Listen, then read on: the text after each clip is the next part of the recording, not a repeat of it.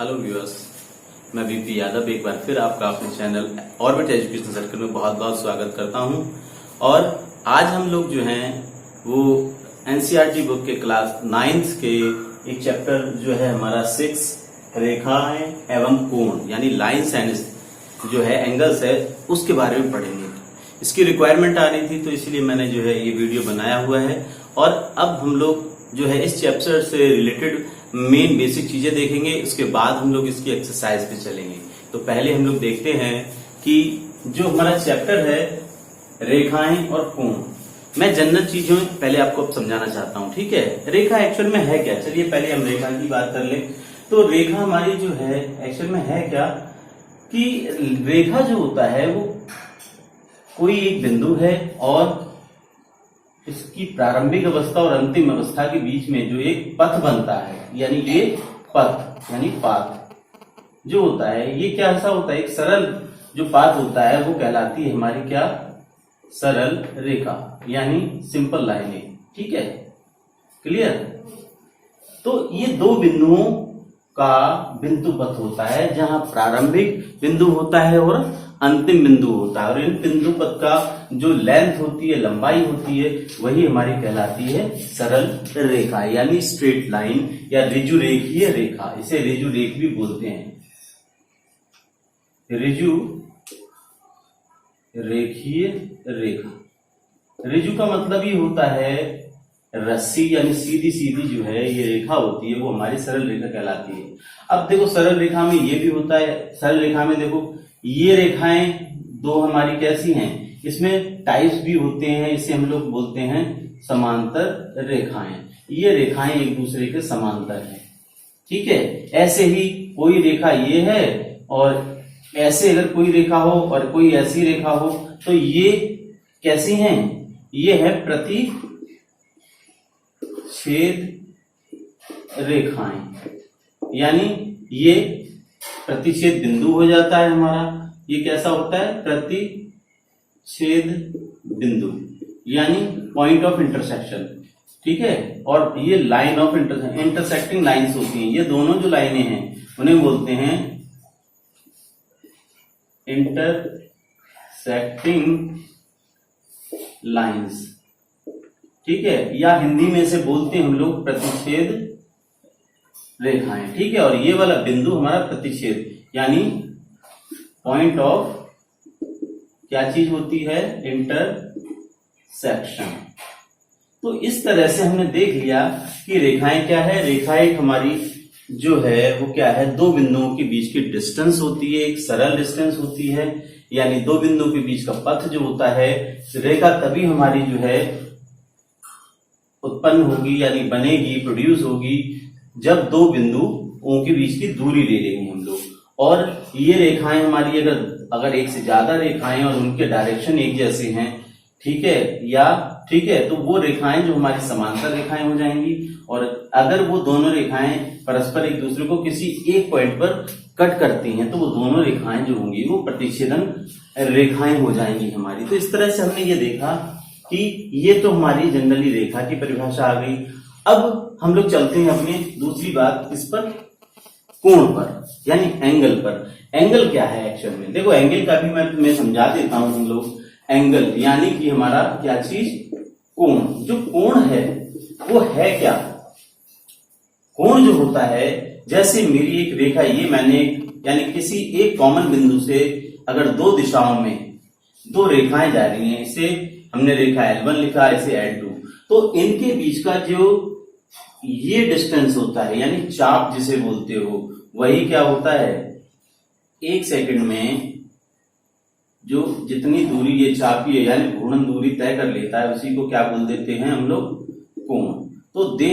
तो कोण क्या होता है कि किसी ये हमारा कॉमन पॉइंट है यानी उभयनिष्ठ बिंदु, कॉमन पॉइंट यानी उभयनिष्ठ और बिंदु। तो हम क्या कहेंगे, अगर जनरली देखें तो कोण की परिभाषा क्या होगी, कोण की परिभाषा होगी कि जब किसी एक उभयनिष्ठ बिंदु से दो दिशाओं में रेखाएं जो है वो ड्रॉ की जाती हैं तो परस्पर उन दोनों रेखाओं के बीच का जो घूर्णन वाला जो है यानी कि ये चाप जो होता है वो क्या कहलाता है, उन दोनों रेखाओं के बीच का कोण।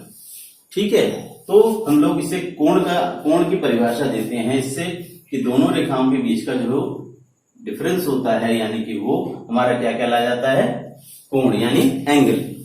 तो अब हम चलते हैं इसी एंगल्स के बारे में, how many types of angles, यानी कि कितने प्रकार के हमारे कोण होते हैं। तो जो आपके सिलेबस में है यानी इस चैप्टर के अंदर जो भी कोण होते हैं मैं आपको उन कोणों के बारे में बताता हूं।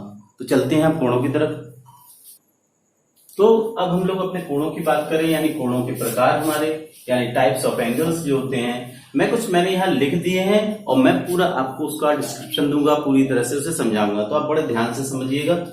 न्यून कोण, पहला कोण हमारा न्यून कोण होता है, यानी जैसे हम लोग बोलते हैं इंग्लिश में अक्यूट एंगल। आप इंग्लिश में नाम जरूर याद रखेंगे क्योंकि आपको आगे कहीं प्रॉब्लम नहीं होगी।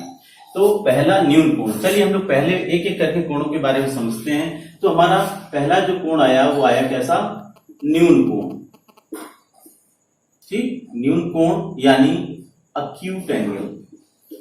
तो अक्यूट, ठीक, अक्यूट में क्या होगा, देखो इसमें एक चीज बताता हूं मैं आपको कि यहां पर क्या होता है, उसकी शेप कैसी होगी, कुछ इस टाइप की शेप होगी जैसे ओ ए डी। ये एंगल जो होगा वो हमेशा थीटा जो आएगा वो लेस देन कितना आएगा हमारा 90, यानी कि थीटा की वैल्यू 90 से कम होगी। तो एक ऐसा कोण, मैं डेफिनेशन बताता हूं कि एक ऐसा कोण जिसकी वैल्यू कितनी हो, यानी कि जिसका मान 90 डिग्री से कम होता है वो हमारा कौन सा कोण कहलाता है, एक्यूट एंगल यानी न्यून कोण। ठीक है, तो परिभाषा समझ में आ गई होगी कि एक ऐसा कोण जिसका मान यानी जिसकी वैल्यू जो होती है वो 90 डिग्री से कम होती है, उस कोण को हम लोग क्या बोल देते हैं, न्यून कोण। ठीक है, तो पहली डेफिनेशन आपको मैं समझता हूं क्लियर हो गई होगी।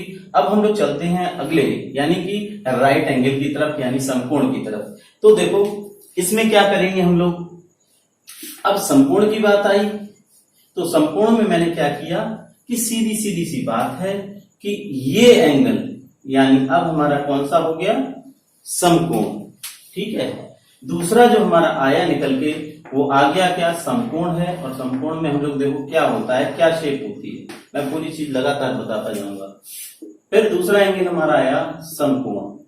ठीक, यानी कि इसे हम लोग बोलते हैं राइट एंगल। राइट एंगल में खासियत क्या होती है कि ये जो एंगल है हमारा यानी कि वो एंगल जो होता है जिनमें एक दूसरे के बीच कोण जो होता है, ये वाला कोण कितना होता है 90 डिग्री, यानी ओ ए और बी, ये एंगल हमारा 90 होता है, यानी थीटा की वैल्यू कितनी हो जाए जब 90, तो वो एंगल हमारा कैसा होता है, समकोण। यानी एक ऐसा कोण जिसमें थीटा का मान 90 डिग्री के बराबर होता है वो हमारा समकोण कहलाता है।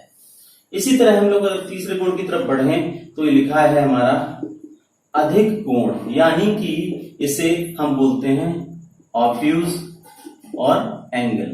क्या बोलते हैं, ऑब्ट्यूज एंगल। इसमें क्या होता है, इसमें जो है एंगल हमारा होगा तो वहां देखो आप कितना हो गया, ये एंगल बना हमारा ऑब्ट्यूज एंगल, यानी कि ओ ए और बी।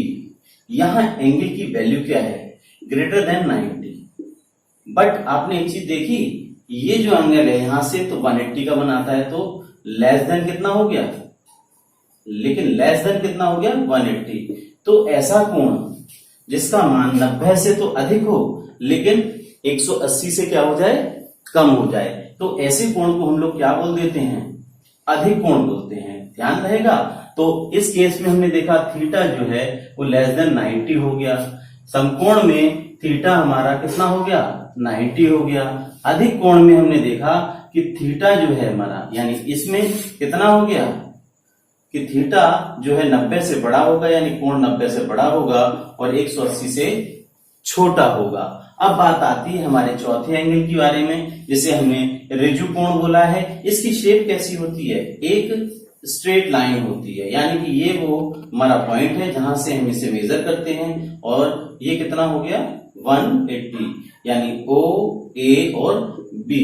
ये कोण जो हमारा होता है इसी को रिजु कोण बोलते हैं। और यहां हमने देखा जो थीटा होता है वो हमारा कितना हो जाता है 180 डिग्री। तो इस तरह से रिजु कोण या इंग्लिश में से बोलते हैं स्ट्रेट एंगल। स्ट्रेट एंगल जो होता है उसकी वैल्यू कितनी होती है 180, यानी एक ऐसा कोण जिसका मान जो होता है वो 180 होता है, 180 होता है। ऐसे कोण को हम लोग हिंदी में रिजु कोण और इंग्लिश में स्ट्रेट एंगल बोलते हैं।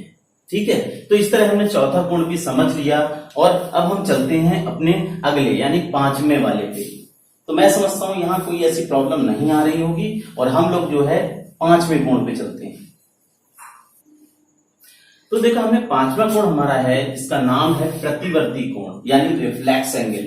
वो क्या होता है, यानी फिफ्थ वाला जो हमारा कोण है जिसे हम लोगों ने नाम दिया है रिफ्लेक्स और एंगल, यानी रिफ्लेक्स एंगल हमारा है क्या एक्चुअल में। रिफ्लेक्स एंगल में क्या होता है, इस तरह का कोण होगा हमारा, ये O, ये A, O और B, ये जो कोण बनता है हमारा ये क्या होता है, ये रिफ्लेक्स एंगल होता है। और इसमें एक चीज खासियत क्या है, वैल्यू क्या है इसकी, कि यहां देखा आपने 180 क्रॉस कर गया ये, यानी कि थीटा का मान, यानी इसके लिए थीटा जो होता है वो ग्रेटर देन कितना होता है 180, बट लेस देन कितना होगा 360, यानी कि ये लेस का जिसकी तरफ देखो, जिसकी तरफ मुंह होगा वो छोटा होगा, जिसकी तरफ ये ओपन हिस्सा होगा, खुला हुआ हिस्सा होगा, वो बड़ा होगा।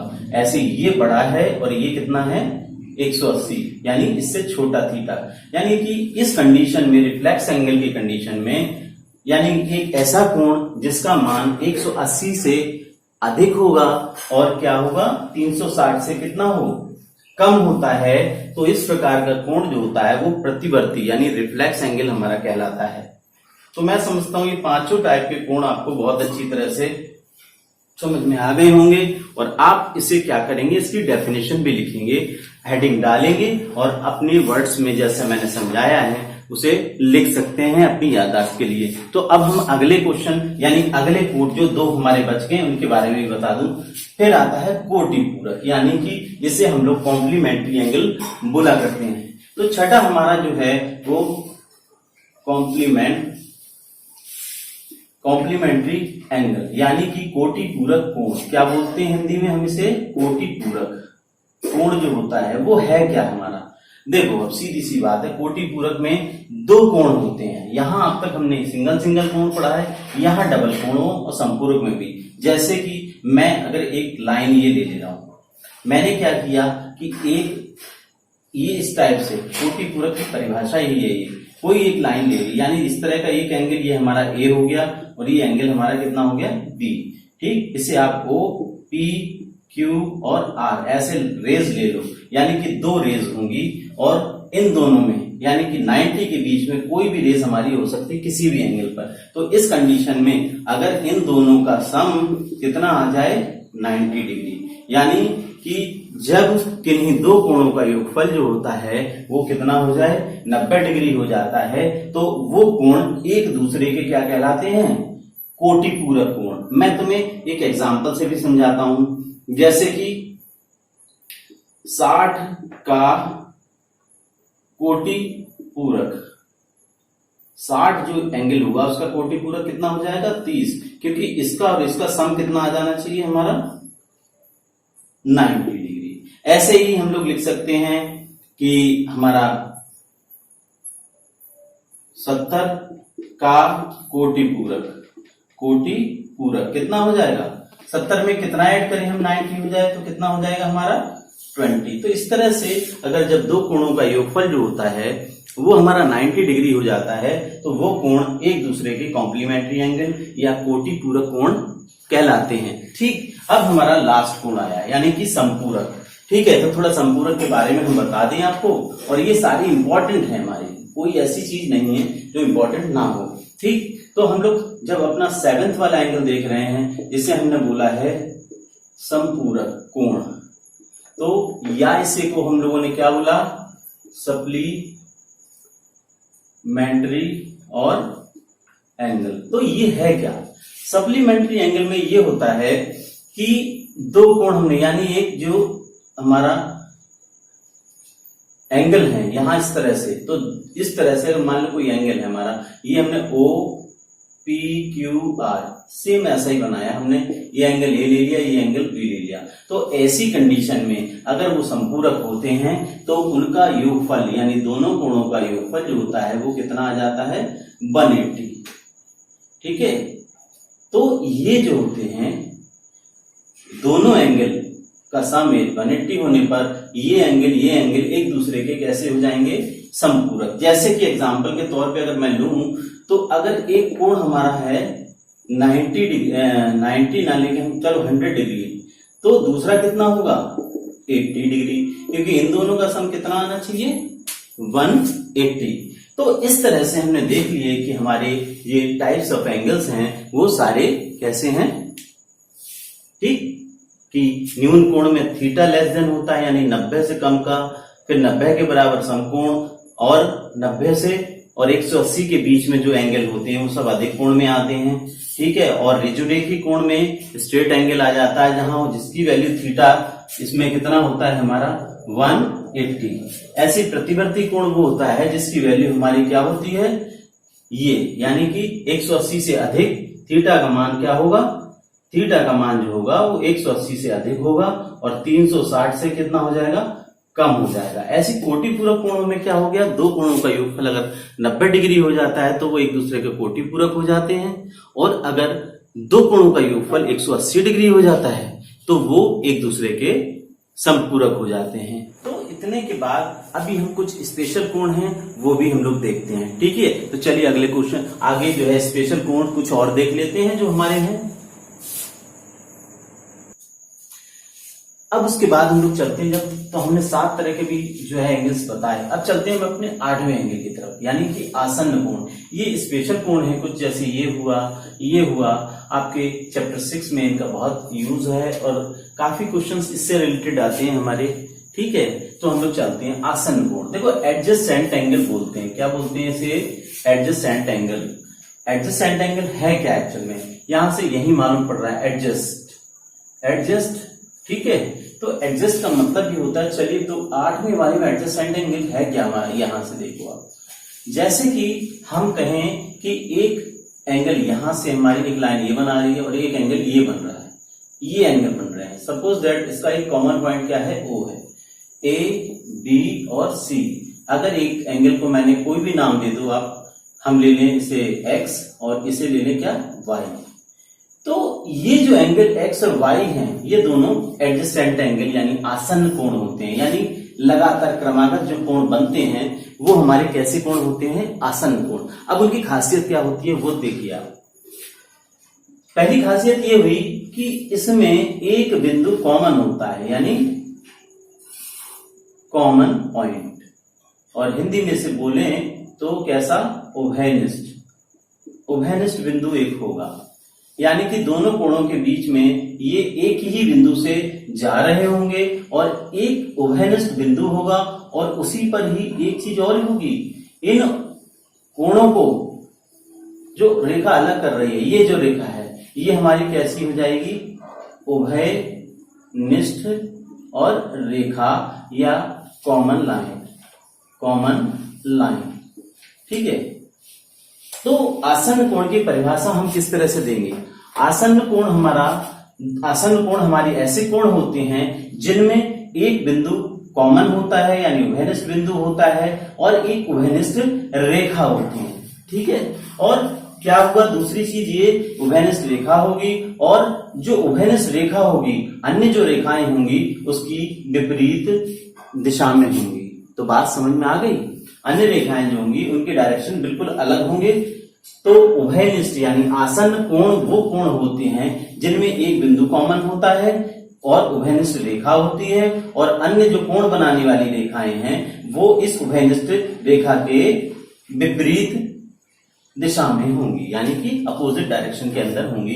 ये नहीं है कि उभयनिष्ठ यहां हो गई तो उभयनिष्ठ भी कहां हो, तो ये कॉमन लाइन होगी दोनों कोणों के लिए, इसी से वो दो कोण बन रहे होंगे। अगर ये नहीं होगी तो वो कोण नहीं बनेंगे। तो इस तरह के कोणों को यानी एक्स और वाई एंगल जो होंगे वो हमारे कैसे होंगे, या हम ऐसे लिख सकते हैं ए ओ बी, ये एंगल जो होगा वो CO B एंगल के बराबर होगा और दोनों एंगल आसन्न कोण होंगे। अब दूसरी बात आई नाइन्थ में, देखो नाइन्थ कोणों में लिखा है कोणों का रैखिक युग्म। अगर देखो रैखिक युग्म को समझ लो आप कि ये हमारा x y और यहाँ क्या है हमारा, सपोज दैट O, एक लाइन हमने ये खींच दी, इसका नाम मैं कुछ भी दे दूं, चलो हम लोग नाम दे देते हैं इसे R। तो ये एंगल और ये एंगल इन दोनों का, यानी इसे x या A भी मान लो आप, इसे A इसे B, तो मैंने भी बताया ही था इन दोनों का सम कितना आएगा। अगर 180 आ जाता है तो ये कोणों का रैखिक युग्म है, यानी ये कोणों का रैखिक युग्म होता है। अब आता है हमारा लास्ट और 10th एंगल, यानी शीर्षाभिमुख कोण। बहुत इंपॉर्टेंट है ये और वर्टिकली अपोजिट एंगल बोलते हैं। क्या बोलते हैं हम लोग? वर्टिकली अपोजिट एंगल्स, एंगल्स भी कह सकते हैं उसे। क्योंकि देखो अब इसमें कंडीशन क्या होती है, दो रेखाएं हैं हमारी जो परस्पर किसी एक बिंदु पर काटती हैं, यानी पॉइंट ऑफ इंटरसेक्शन। ये A और B हमने मान लिया और ये हमारा क्या हो गया C और D। तो यहां से जब दो रेखाएं परस्पर एक दूसरे को किसी बिंदु पर काटती हैं तो उनके अंतः जो कोण बनते हैं, आमने सामने के कोण, जिनके मुख आमने सामने हों, वो कोण होते हैं शीर्षाभिमुख कोण। यानी कि इस तरह की कंडीशन में ये कोण और ये कोण हमारे कैसे हैं? शीर्षाभिमुख कोण हैं। ऐसे ही ये कोण और ये कोण, ये भी कैसे हैं? शीर्षाभिमुख। इसका मतलब, इसका मीन क्या हुआ कि कोण AOD, OD जो होगा वो किसने? BOC के कोण BOC के बराबर हो जाएगा। ऐसे ही दूसरी कंडीशन क्या बन गई हमारी कि BOD कोण BOD जो होगा वो किसके? AOC के कोण AOC के बराबर होगा। तो ये दोनों ही कोण कैसे हो गए? हमारे शीर्षाभिमुख कोण हो गए। तो इस तरह से हमारे इस चैप्टर में, यानी एक्सरसाइज जो होगी हमारी 6.1, उसमें मैंने सारी बेसिक चीजें आपको बता दी हैं। तो सबसे पहले आप इन्हें याद करें, लिखें, अपने नोट्स बनाएं और उसके बाद क्या करेंगे हम लोग? अब हम लोग नेक्स्ट पार्ट में अपने वीडियो के एक्सरसाइज के क्वेश्चंस देखेंगे। तो आज के लिए सिर्फ इतना ही, ठीक है। वेट कीजिए मेरे नेक्स्ट वीडियो का और मेरे चैनल को सब्सक्राइब कीजिए और वीडियोस को लाइक कीजिए अगर पसंद आते हैं आपको। तो ठीक है, नेक्स्ट वीडियो में हम लोग देखेंगे एक्सरसाइज 6.1। तब तक के लिए good bye, have a nice day.